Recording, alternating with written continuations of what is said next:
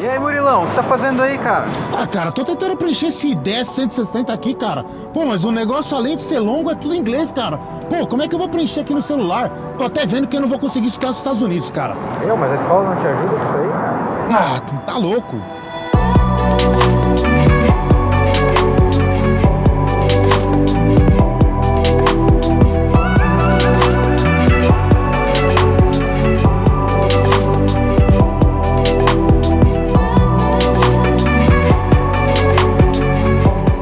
Olá, diretamente dos nossos estúdios em Salt Lake City, eu sou o Gilbert Gertner. Sou Rafael Jaber.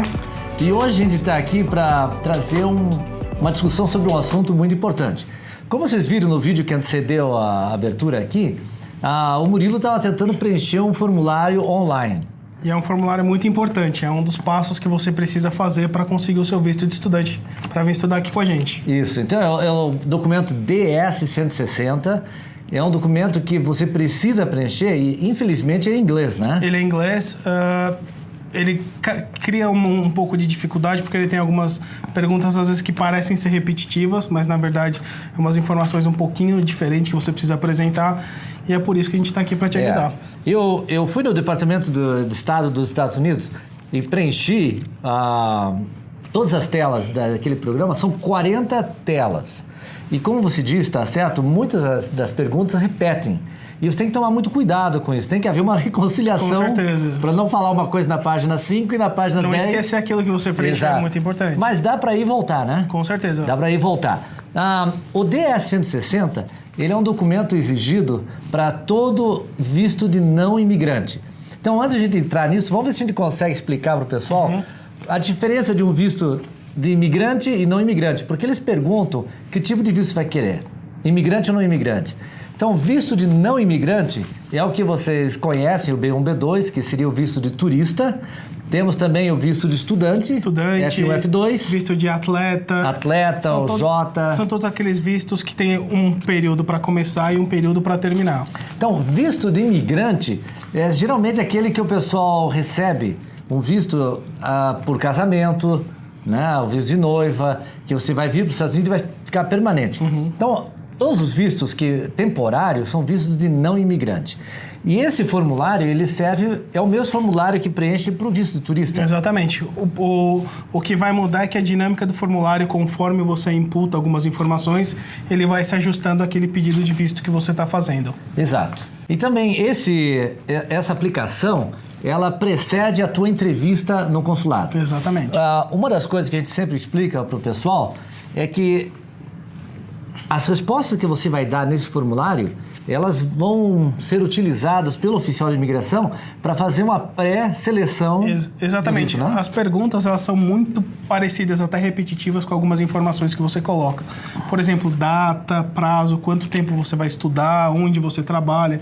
Então, na verdade, ele vai voltar em algumas informações que estão no seu DS-160. Então, por isso, é um formulário muito importante que seja preenchido com muito cuidado para você, às vezes, acabar tendo seu visto negado por uma informação besta que você deixou de colocar. Então, como esse é um processo complexo, a gente decidiu fazer essa apresentação para vocês em 2 vídeos. Então, hoje a gente vai dar para você um panorama do que é esse documento, o quão importante ele é e os cuidados que você tem que tomar. Na semana que vem, a gente vai dar um passo a passo, vamos mostrar para você aqui a cada uma das telas o que se responde. Mas me diga uma coisa, você tem uma lista dos documentos que precisa, antes de começar a preencher isso aqui, tem que estar com alguma coisa pronta, exatamente. Né? Ele exige algumas informações que, se você não tiver ali na hora, você vai perder muito tempo procurando.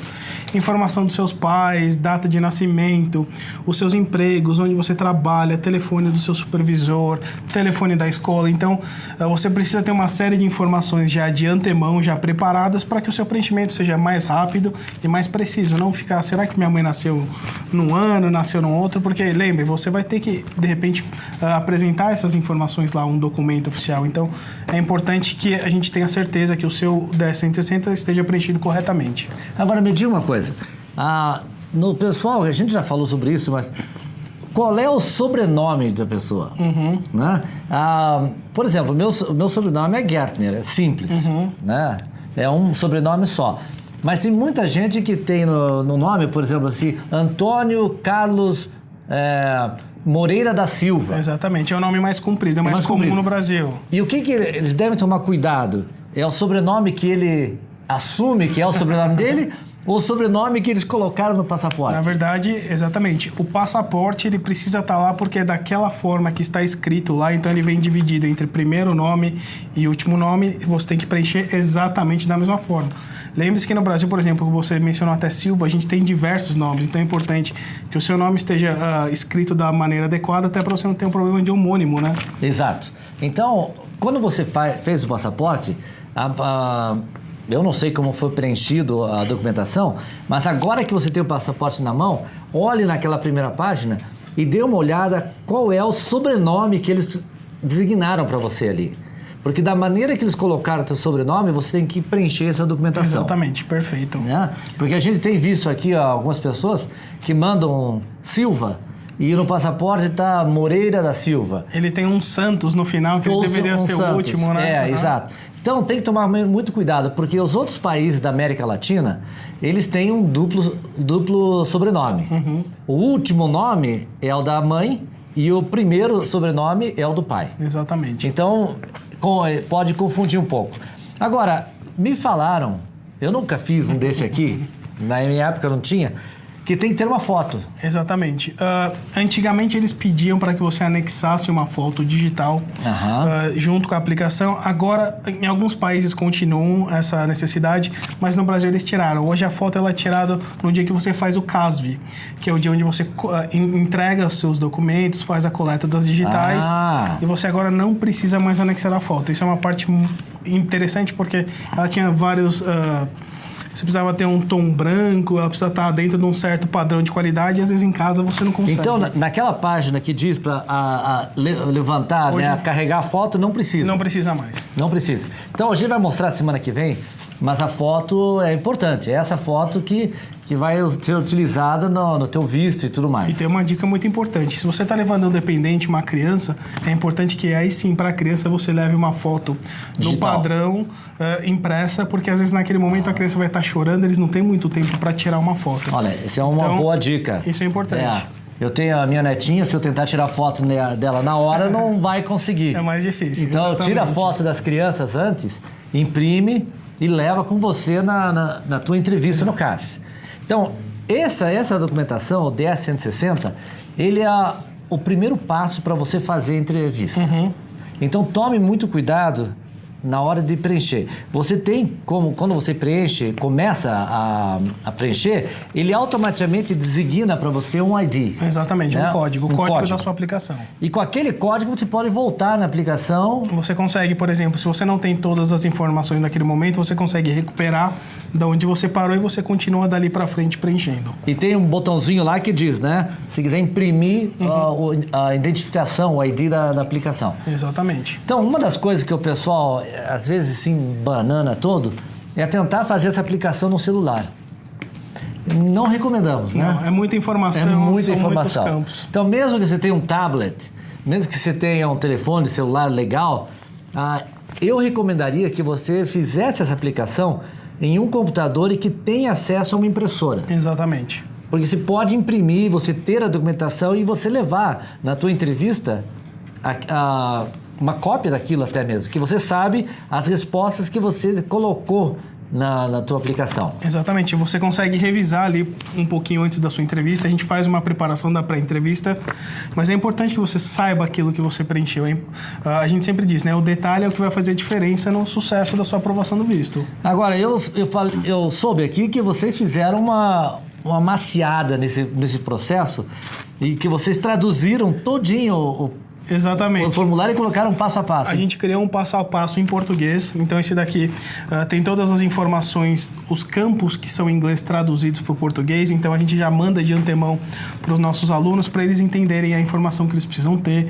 Porque, lembre-se, você precisa preencher um para cada pessoa. Então, não é só, por exemplo, o F1 aplicando que ele adiciona os seus familiares. Ele vai ter que preencher um por pessoa. Então, é um trabalho, se você tiver 3 dependentes, é um trabalho vezes 3. Vezes 3. Exatamente. Então, prepare o lugar, prepare a documentação.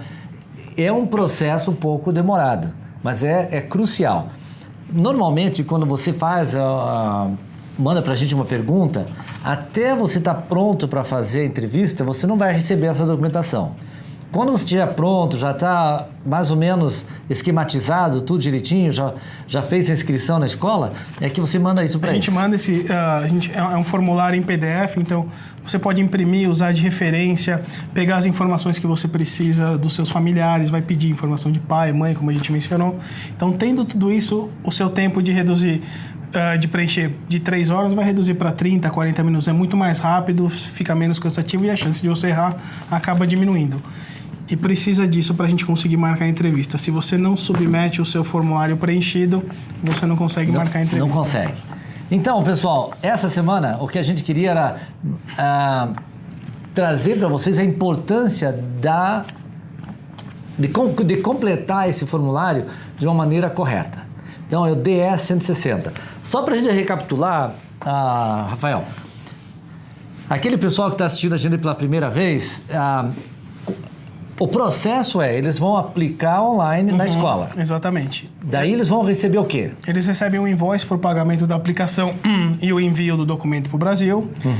Recebendo esse documento, a gente começa a fazer toda a parte de imigração. Ou seja, a partir do momento que eles fizeram o pagamento da taxa de inscrição, da taxa de matrícula, que é $50, né? $50 e $80 do envio. A gente usa a DHL porque é o melhor sistema que a gente... Que a gente pode rastrear ele todinho até a entrega. Então, esse processo até ele receber o documento leva mais ou menos entre 10 e 15 dias corridos.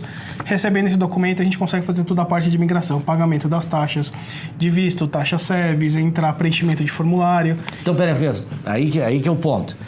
Não confundam a aplicação do DS 160 com a taxa SEVIS. Porque quando você fizer a inscrição com a gente, você vai receber um invoice, né, uma fatura, você vai pagar ela online, $50. Assim que o Rafael recebe a confirmação daquilo, então você já está inscrito na escola, você vai receber uma carta de aceitação no programa. E nessa carta de aceitação vai te dar a instrução de como pagar a taxa para visto de estudante. Essa taxa é $200. $200 e só o F1 paga. Só o chefe ou quem vai ser o estudante. Só o estudante paga. Todos os dependentes, eles não pagam essa taxa. Agora, essa taxa, não, no preenchimento disso aqui, eles não perguntam da taxa. Eles pedem o número do SEVIS, que é aquele número que vem no seu I-20, mas o comprovante de pagamento você vai ter que apresentar lá no consulado. E a gente tem visto algumas pessoas que pulam essa parte de não pagar a taxa, e quando chegam lá para a entrevista, não pagaram a taxa ainda, volta tudo. Exatamente. Geralmente eles negam. A gente teve um caso que um oficial ele aceitou, permitiu o visto, mas ficou pendente, ele teve que mandar esse documento por e-mail, aguardar a confirmação do pagamento para ele receber o passaporte. Mas a gente não precisa chegar nesse ponto. Não, tem que evitar. É mais fácil. Então, lembre, completa a aplicação, paga a taxa de matrícula, paga a taxa para o governo americano de $200, daí preenche o DS 160 e paga a taxa de entrevista no consulado. Cada país tem uma taxa diferente. Você sabe quanto que está no Brasil? Brasil, $160 por pessoa. Por pessoa? Por pessoa. Então, a taxa SEVIS, os $200, só o estudante paga. Mas se você vem com família, cada uma das pessoas que vão receber um visto, ou F1 ou F2, tem que pagar o DS 160. Exato. Com o DS 160 preenchido e submetido, com as fotos já das crianças já guardadas, cópia dos documentos, cópia da carta de aceitação, recibo do DS 160, você está pronto para se apresentar à entrevista. A gente faz aquela preparação de pré-entrevista com o nosso departamento comercial, a gente passa pelas perguntas mais frequentes, ajuda com a questão de documentação, fazer aquela pastinha bem organizada, para facilitar ali no momento da entrevista, ele vê que você está bem preparado, que você tem toda a informação necessária e com isso, o visto está aqui com a gente. Então, olha, hoje é finalzinho de setembro de 2018, então se você está vendo esse vídeo agora, só para me dar uma ideia. Mas como é que está a rejeição? A gente diria, hoje a taxa de aprovação em média 65%, 70%. Aumentou um pouco. A tendência está aumentando de novo, a gente deu uma caidinha no começo do ano, o cenário econômico no Brasil, a gente acaba tendo um pouquinho de dificuldade, mas a gente sempre indica, quanto mais preparado você tiver, a sua chance aumenta. Então, se você vir, conversa com a gente tem uma série de consultores preparados para poder te ajudar, a gente está aqui em horário comercial de segunda a sexta para tentar te ajudar da melhor maneira possível. Bem preparado, eu com certeza acho que as chances são bem maiores que isso. É uma coisa que a gente só faz uma vez, mas tem que fazer bem feito. E a gente tem experiência com isso, então não esqueçam de usar e abusar do Rafael aqui, da equipe dele, porque eles têm toda essa informação. Pessoal, espero que essa informação tenha sido proveitosa para vocês. Lembrem, a parte 2 desse segmento, o segmento 2 desse vídeo, vai ser semana que vem. Então, na semana que vem, a gente vai fazer um vídeo um pouco mais longo, talvez, e a gente vai passo a passo mostrando para vocês qual a informação, aonde que vai e como que deve ser preenchida. Exatamente, a gente vai tentar explicar como que funciona e a gente sabe, muita coisa é particular, tem dúvidas, fale com a gente vai estar aí para te ajudar da melhor forma possível. Fale a verdade. Sempre a verdade, é isso que vai fazer com que seu visto seja aprovado. É isso. Pessoal, muito obrigado pela audiência de vocês, não esqueça de compartilhar esse vídeo com os amigos. Não esqueça daqueles que é a primeira vez com a gente, subscrever o nosso canal aqui, que toda semana a gente tem um vídeo. E aqueles que estão se preparando para vir, esperamos vê-los muito em breve aqui. Um abraço para vocês. Obrigado. Tchau, tchau. E aí, gostou do vídeo do Murilo? Tem mais episódio muito legal aqui do lado, ó. Curta e compartilha. Assiste lá.